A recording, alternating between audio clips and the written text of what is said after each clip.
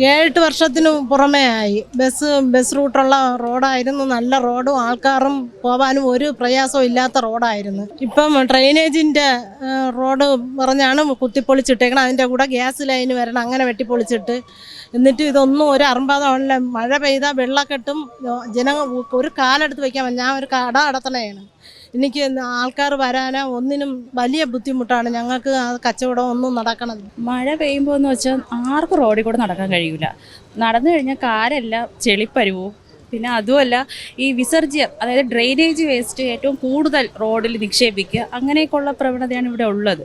ജനകീയ കൂട്ടായ്മ ഉണ്ടാക്കിയതിനു ശേഷം മനുഷ്യാവകാശ കമ്മീഷനിൽ കേസ് ഫയൽ ചെയ്തു. ഇനി അടുത്ത് നമ്മൾ ഹൈക്കോടതിയിൽ ഹർജി ഫയൽ ചെയ്യും. എന്നിട്ട് നമ്മൾ ബന്ധപ്പെട്ട അധികാരികളുടെ ഓഫീസിലേക്ക് നമ്മൾ പോകും. ഇത് കാരണം PWDയിൽ അന്വേഷിച്ചപ്പോൾ അവർ പറയുന്നത് വാട്ടർ അതോറിറ്റിക്ക് സറണ്ടർ ചെയ്തു. രോഗികളെ ആശുപത്രിയിൽ കൊണ്ടുപോകാൻ പറ്റുന്നില്ല, പിന്നെ സ്കൂളിൽ കുട്ടികൾക്ക് പോകാൻ പറ്റുന്നില്ല, നടക്കാൻ പോലും പറ്റാത്ത അവസ്ഥയാണ്. ജനങ്ങൾ വളരെ ദുരിതത്തിലാണ്.